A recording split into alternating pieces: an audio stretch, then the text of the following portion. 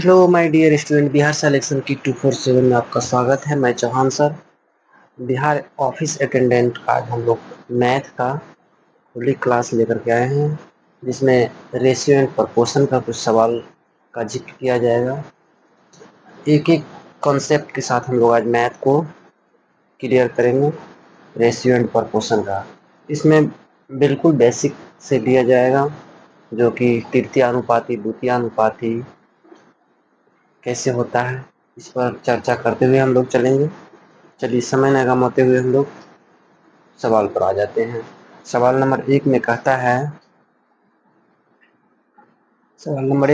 है 12 और 30 का तृतीयानुपाती क्या होगा। क्या कह रहा है?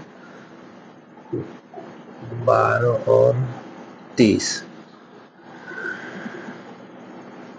12 और 30 का तृतीयानुपाती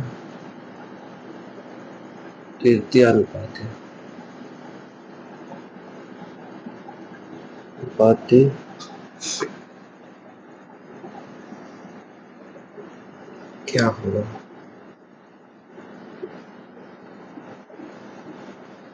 ठीक है, देखिए तृतीयानुपाती निकालने की फॉर्मूला होता है b²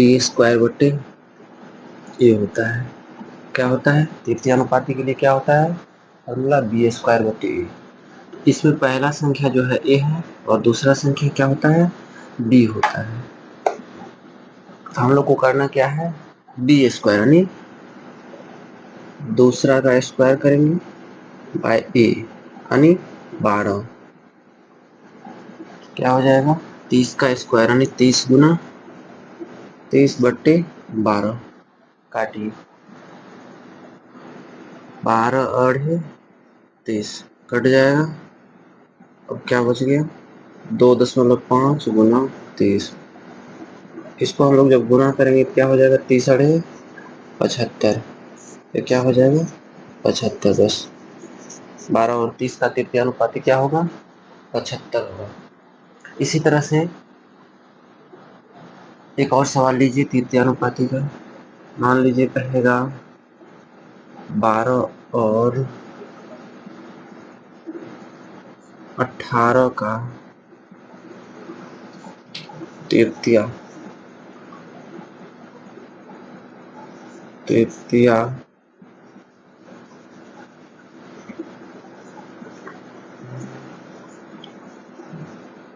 तृतीयानुपाती क्या होगा।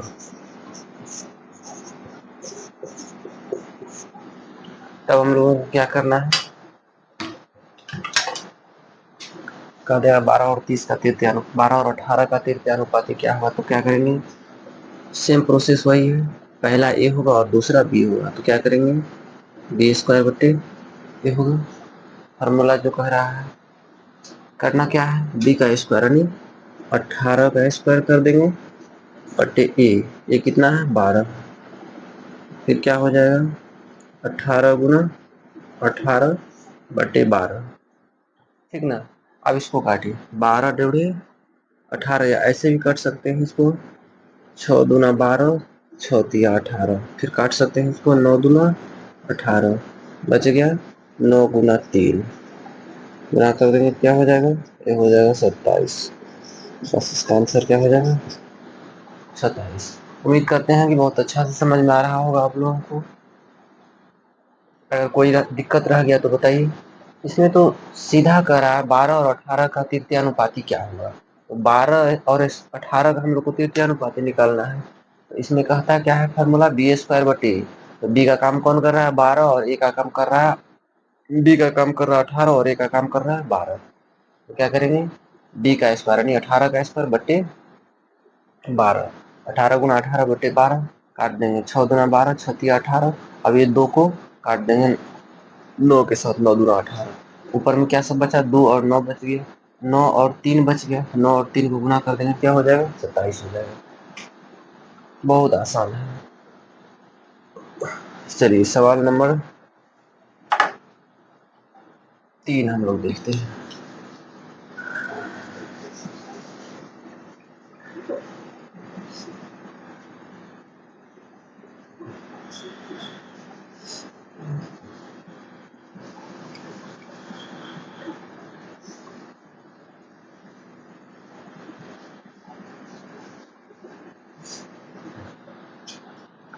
तीसरा नंबर सवाल कह रहा है मध्यानुपाती निकालने के। इससे पहले हम लोग क्या बनाए हैं, द्वितीय अनुपाती। अब क्या कह रहा है, मध्यानुपाती।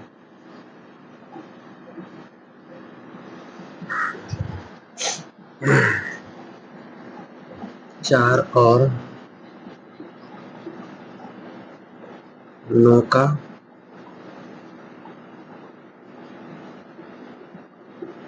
मध्यानुपाती क्या होगा।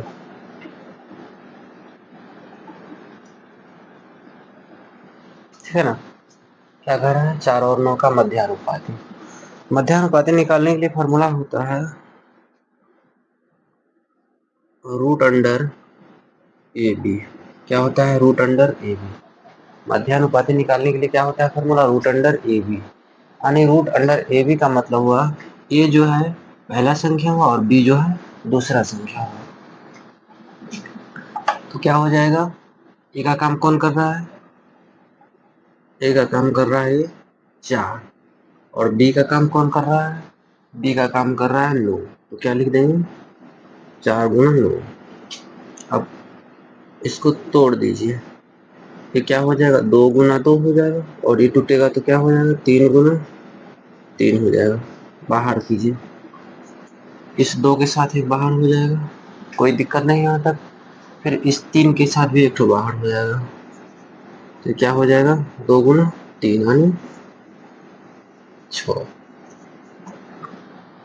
इसका मध्यानुपाती क्या हो जाएगा, 6 हो जाएगा। इसी तरह से एक और सवाल लीजिए।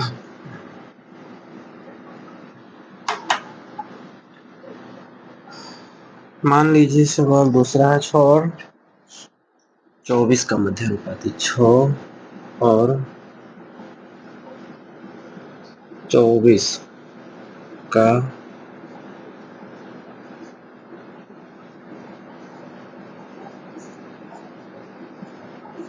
मध्यानुपाती क्या होगा। 6 और 24 का मध्यानुपाती क्या होगा। इसको बनाने के लिए क्या करना है, इसका भी सेम प्रोसेस है।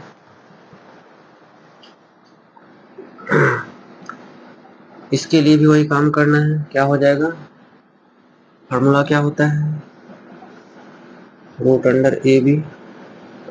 ठीक है ना, क्या हो जाएगा formula, root under A B. यहाँ पर ए लिख सकते हैं हम लोग मध्यानुपाती, यहाँ लिख सकते हैं मध्यानुपाती। चलिए इसको, चलिए प्रेस कर लेते हैं।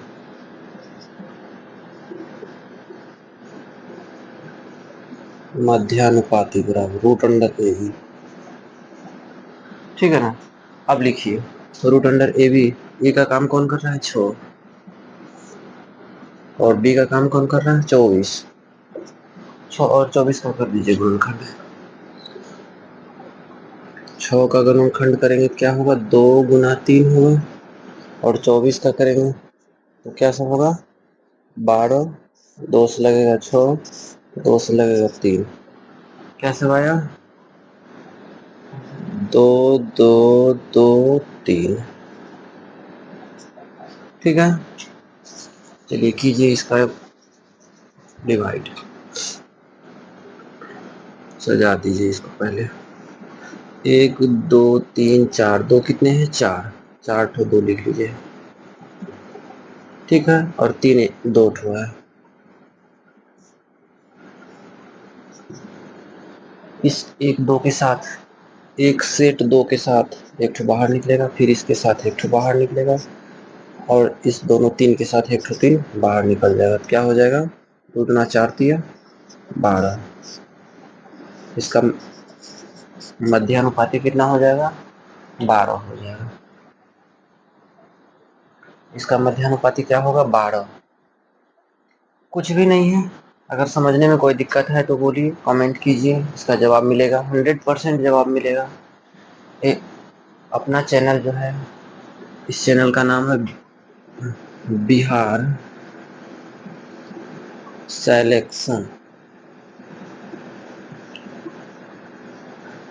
Selection kit 247। यूट्यूब चैनल का नाम है बिहार सिलेक्शन किट 247। इस पर अपना वीडियो सारा अवेलेबल रहता है। बिहार सिलेक्शन किट 247 पर आप लोग जब जाइएगा, इस साइड पर जाइएगा तो कम से कम यूट्यूब चैनल को सब्सक्राइब कर दीजिएगा। ऑल नोटिफिकेशन के लिए बेल आइकन की घंटी को ऑन कर दीजिएगा, जिससे कि नया नया वीडियो का नोटिफिकेशन आप तक पहुंच सके सबसे पहले।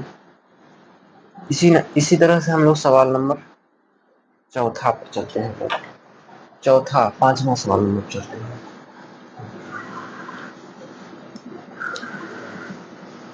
देखिए सवाल नंबर पांचवा।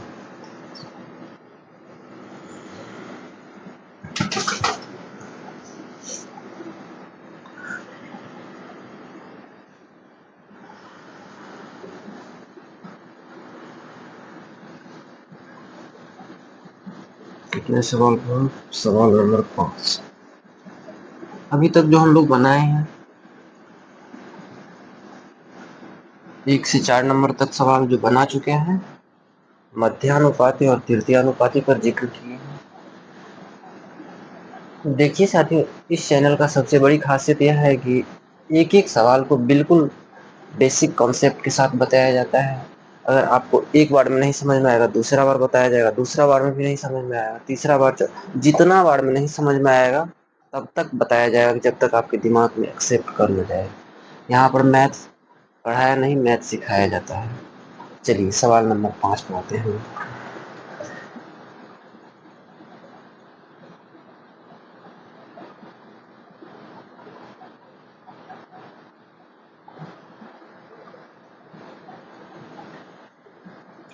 देखिए कहता है एक घड़ी का अंकित मूल्य। 5 नंबर सवाल में एक घड़ी का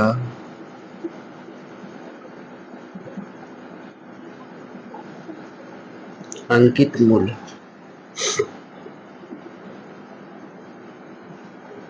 अंकित मूल्य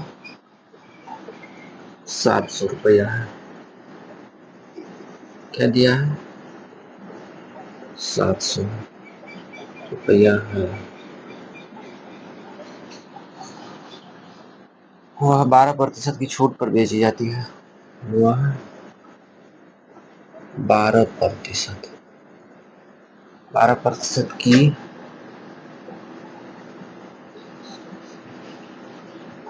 छूट पर बेची जाती है।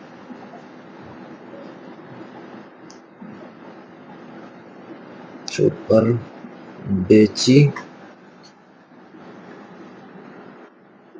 12% की छूट पर बेची जाती है।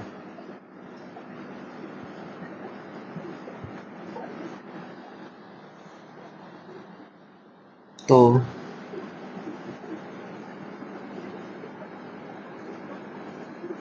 घड़ी का विक्रय मूल्य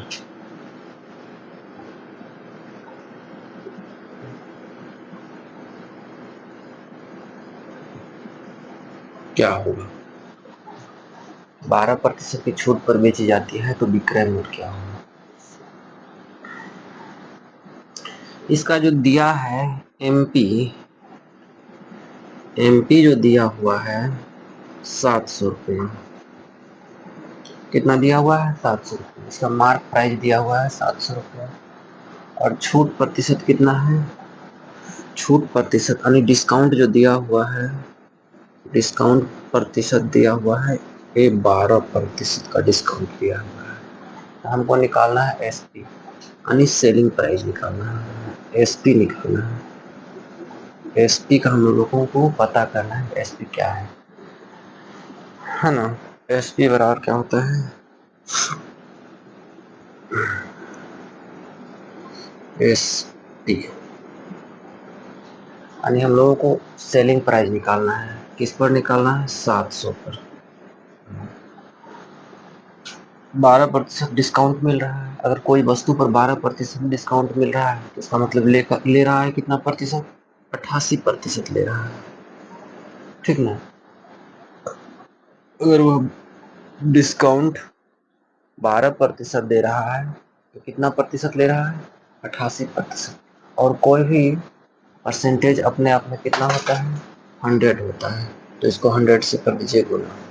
चलिए अब काटा पीटी स्टार्ट कीजिए। इसके साथ ये 2 जीरो कट जाएगा, फिर इसके साथ ये जीरो कट जाएगा, बचा क्या? 7 गुना 88 कर दीजिए गुना। 7 अट्ठे 56 के 6, 7 अट्ठे 56, 5 6 5 11 61। ये कितना हो गया? 616 रुपया। इसका सेलिंग प्राइस कितना हो गया? 616 रुपया। कोई दिक्कत यहाँ तक? फिर से समझिए। कह रहा है एक घड़ी का अंकित मूल्य 700 रुपया है, वह 12% की छूट पर बेची जाती है, तो वो घड़ी का विक्रय मूल्य क्या होगा, यानी सेलिंग प्राइस क्या होगा, इसकी। तो यहाँ पर देखिए मार्क प्राइस इसका कितना दिया हुआ है? अंकित मूल्य यानी मार्क प्राइस कितना दिया हुआ है? 700 रुपया। डिस्काउंट कितना मिल रहा है? 12% का। तो हम लोग को क्या करना है? सेलिंग प्राइस निकालना है। तो सेलिंग प्राइस बराबर हम लोगों को जो छूट मिल रहा है किस पर मिल रहा है? 700 रुपये पर मिल रहा है। और कितने प्रतिशत मिल रहा है? 12% मिल रहा है। तो 100% में अगर 12% घट जाएगा तो 88% बच जाएगा। और 100% कितना का होता है? हमेशा 100 का होता है। इसको क्या करना है? 100 से भाग दे देना है। अब ये दो जीरो के साथ काट देना है। बचा क्या? ऊपर में 88 और यहाँ पर 7 बचा। 88 को 7 से गुना कर दीजिए, 6 से 16 हो जाएगा। कोई दिक्कत नहीं है इस सवाल में। चलिए सवाल नंबर 6 देखते हैं हम लोग।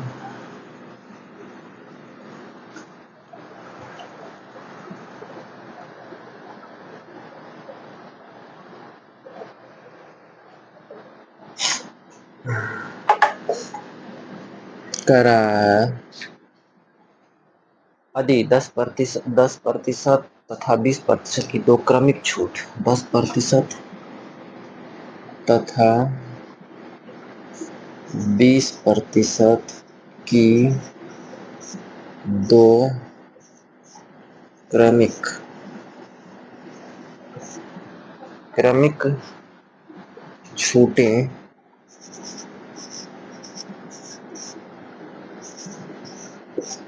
दी जाती है दी जाती है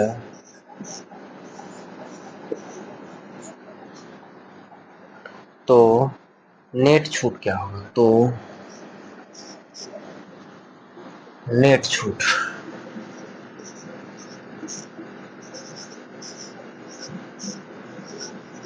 क्या होगा? सवाल क्या कह रहा है? 10% और 20% की दो क्रमिक छूटें दी जाती है, तो नेट छूट क्या होता है? नेट छूट का मतलब होता है निवल छूट। नेट छूट का मतलब क्या होता है? निवल छूट। चलिए नेट को क्या कहते हैं? निवल छूट। निवल नेट छूट का मतलब होता है निवल छूट। पहला डिस्काउंट कितना दिया है? 10%। दूसरा डिस्काउंट कितना दिया है? 20%। तो इसको क्या करना है? छूट परसेंट बराबर होता है, छूट परसेंट बराबर होता है x plus Y plus X Y बटे 100।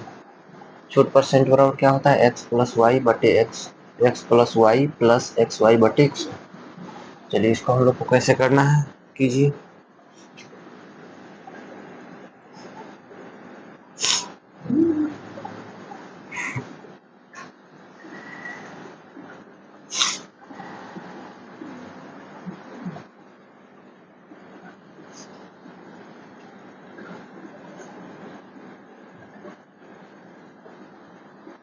या तो इसको अगर बिना फार्मूला से बनाएंगे तो ऐसे बना सकते हैं। चलिए एक बार बिना फार्मूला से बना करके देख लीजिए। अगर बिना फार्मूला से बनाएंगे इसको तो ऐसे बना लेना है इसको। अगर कोई वस्तु 100 रुपया का है, पहला छूट मिला उस पर 10%। पहला छूट कितना मिला? 10%। तो कितने का हो गया? 90 रुपया का। फिर दूसरा छूट मिला उस पर 20%। तो कितना का हो गया? 80 रुपये हो गया। पहला छूट अगर 100 रुपया का वस्तु है, पहला छूट मिला 10% का, तो कितने का हो गया? 90 रुपये का। दूसरा छूट 20% मिला, कितने का हो गया? अब हो गया वो 80 रुपये का। तो 100 रुपया की वस्तु पर एक बार 10% का छूट मिला, और फिर एक बार कितने का मिला? फिर एक बार 20% का मिला। यहाँ पर कोई दिक्कत नहीं। ध्यान दीजिए, 100 रुपया का वस्तु है, पहले छूट कितने का मिला? 10% का छूट मिला, तो 90 रुपया का हो गया। फिर दूसरा छूट मिला, सेकंड छूट जो है मिला 20% का, वो वस्तु कितने का हो गया? 80 रुपया का हो गया। अब इसको काटिए, इस डबल जीरो के साथ डबल जीरो कट जाएगा, इस डबल जीरो के साथ एक यहाँ और एक यहाँ कट जाएगा, क्या बचा? 9 गुना 8। वस्तु कितने का हो गया? 56 रुपया। बस इसका ही आंसर हो गया। यहाँ तक कोई दिक्कत तो बोलिए। देखिए इसमें कह क्या रहा है, 10% तथा 20% की दो क्रमिक छूटें दी जाती है, तो नेट छूट क्या होगा? अगर कोई वस्तु है उस पर 10% और 20% की दो क्रमिक छूट दी जाती है, तो इसका नेट छूट क्या होगा? तो 100 रुपया का वस्तु है मान लीजिए, तो उस पर 10% पहले छूट देगा, तो कितना का हो जाएगा वस्तु? 90 का हो जाएगा। दूसरा छूट 20% देगा, तो वस्तु कितना का हो जाएगा? 80 का हो जाएगा। 100 रुपया का वस्तु है, एक बार 10% छूट मिला और एक बार 20% छूट मिला, तो 100 रुपये के वस्तु को हम लोग 10% छूट देंगे तो 90/100 हो जाएगा। फिर 20% छूट देंगे तो 80/100 हो जाएगा। इस डबल जीरो के साथ ये डबल जीरो कट जाएगा, एक जीरो यहाँ है और एक जीरो यहाँ है, इस दोनों डबल जीरो के साथ फिर नीचे वाला डबल जीरो कट जाएगा। बच के आ गया 9 बच गया और 8 बच गया। 9 और 8 को गुना कर देंगे, कितना हो जाएगा? 9 8 72 होगा ना। 9 8 क्या हो जाएगा? 72। यानी 100 रुपया से कितने रुपया हो गया? 72 रुपया। दो दो छूट मिलने के बाद 100 रुपया का वस्तु कितने में मिल रहा है? 72 रुपया मिल रहा है। ठीक है, चलिए सवाल नंबर 7वां देखते हैं।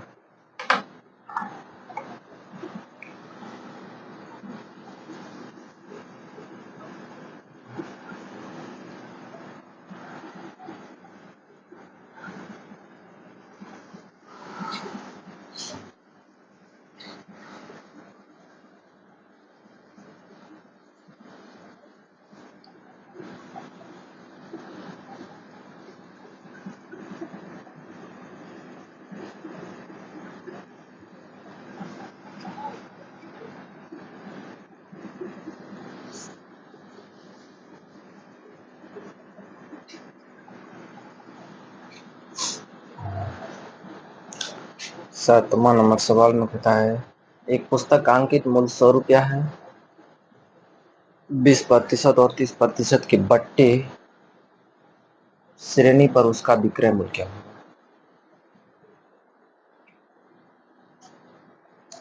पहले इसी सवाल को हम लोग फ्लैट डिस्काउंट किए हैं, इस बार इसको हम लोगों को दोनों मेथड से, यानी फार्मूला के साथ भी और बिना फार्मूला के साथ भी, दोनों में इसमें करना है इस बार।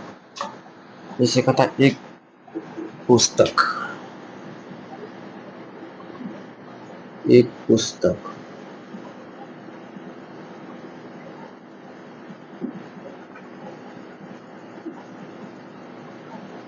एक पुस्तक का अंकित मूल्य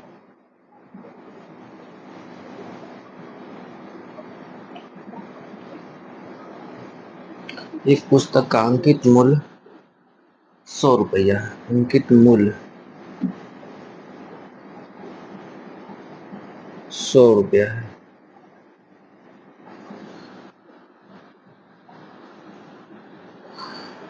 पहला छूट क्या है? 20% और दूसरा छूट है 30%।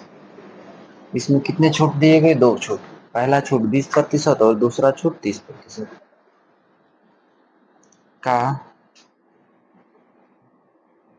दो छूटे देने पर, दो छूटे देने पर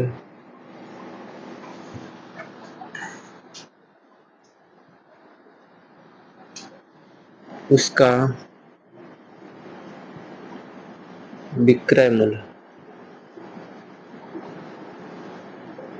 मूल्य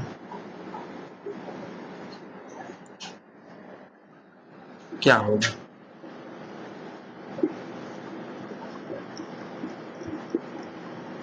विक्रय मूल्य क्या होगा? देखिए दिया हुआ है मार्क प्राइस एमपी कितना है 100 रुपया, एमपी कितना है 100 रुपया, और इस पर डिस्काउंट कितना दिया हुआ है?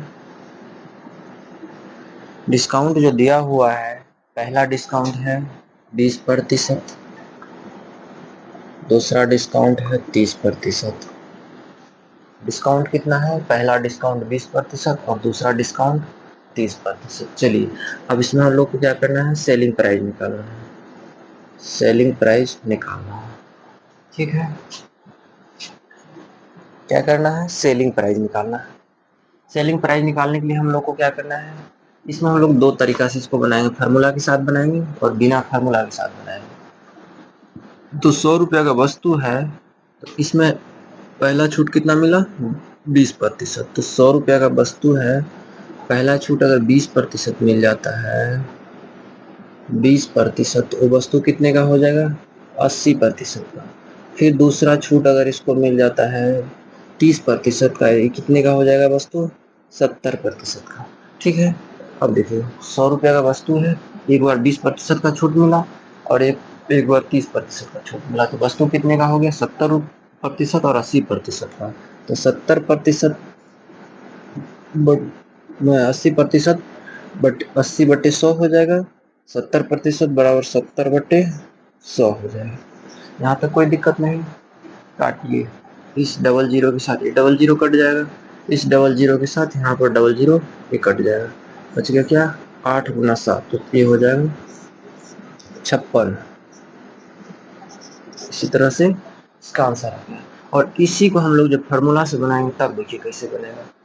फार्मूला इसका होता है छूट परसेंट बराबर, जो कि इससे पिछले सवाल में हम लोग फार्मूला लिखे थे। छूट परसेंट बराबर होता है x plus Y plus X Y बटे 100। ठीक है ना, x प्लस वाई बटे एक्स वाई बटे 100। तो पहला कितना दिया हुआ है? 20% छूट, तो 20 प्लस 30 छूट माइनस करना होगा ना। छूट, पहला छूट कितना हुआ दिया है?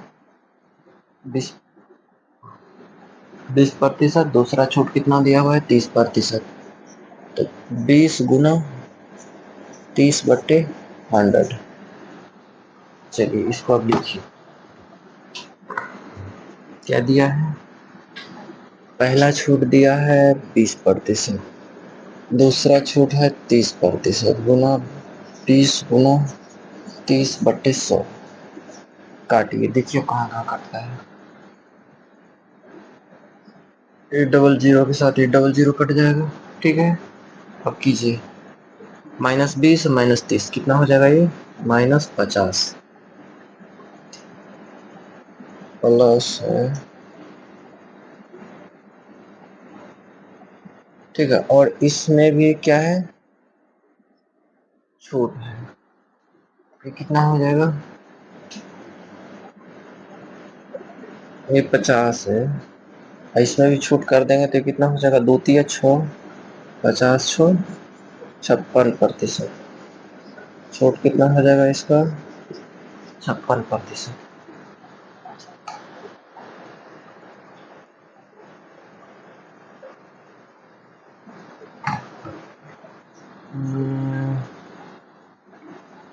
एक सेकेंड, -20 -30 50। रुक जाइए, इसे फिर से बना दीजिए। देखिए -20 -30 प्लस 20 × 30। ठीक है, फिर डबल जीरो के साथ डबल जीरो कट जाएगा, तो क्या हो गया? -50 -50 प्लस 2 तिया 6, ये कितना हो गया -44। 100 रुपया का वस्तु था, इसमें कितना हुआ, छूट देकर के कितना आ गया 44, यानी छूट परसेंट कितना हो गया 100% में अगर 44% छूट मिल गया तो बचा कितना 56%, बच कितना गया 56%, बस हो गया। इसी तरह से इसका आंसर क्या होगा 56%। चलिए एक बार फिर से समझिए, पता है एक एक पुस्तक का अंकित मूल्य 100 रुपया है, 20%, 30% का दो छूटे देने पर उसका विक्रय मूल्य क्या होगा। तो ये तो हम लोग समझ गए हैं, एमपी 100 रुपया है, डिस्काउंट 20% और 30%, एसपी हम लोग को निकालना है। तो क्या करेंगे 100 इंटू 80/100, फिर 100 इंटू 70/100। कहाँ से, पहला 20% छूट मिलेगा तो ये 80 हो जाएगा, दूसरा 10% छूट मिलेगा, 30% छूट मिलेगा तो 70 हो जाएगा। और हम लोग इस डबल जीरो के साथ ये डबल जीरो कट गया, ये डबल जीरो के साथ ये डबल जीरो कट गया, गुना कर देंगे 8 7 56 हो जाएगा। उसी तरह से दूसरा सवाल फार्मूला के साथ है, x plus Y plus X Y बटे 100, तो -20 -30 प्लस 20 गुना 30/100, ये डबल जीरो के साथ डबल जीरो कट जाएगा, -20 और -30 -50 हो जाएगा, और ये दोनों गुना कर देंगे तो ये 6 हो जाएगा। तो 50 में 6 जाएगा तो 44 होगा। 100 रुपये का वस्तु था, इसको हम लोग 44 में बेच दिए तो छूट कितना परसेंट का मिल गया 56% का। बस ये 56 इसका क्या हो जाएगा आंसर हो जाएगा। उम्मीद करते हैं कि बहुत अच्छा से समझ में आया होगा। अगर कोई दिक्कत है तो बोलिए, फिर इसको समझाने का प्रयास किया जाएगा। बहुत आसान है, बस 1-2 बार प्रैक्टिस करने का ज़रूरत है।